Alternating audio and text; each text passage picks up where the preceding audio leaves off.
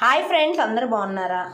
ఏంటి ఈవినింగ్ అనుకుంటే ఈరోజు నేను కేఎఫ్సి చికెన్ చేస్తున్నాను. అచ్చం కేఎఫ్సి లాగే.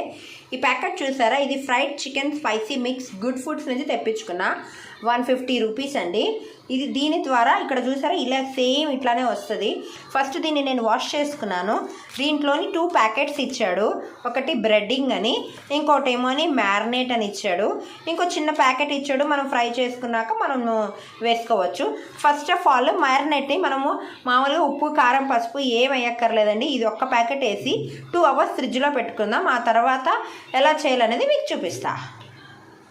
ఇదిగోండి ఫ్రెండ్స్, ఈ పౌడర్ దీన్ని నేను వేసేసుకుంటున్నాను.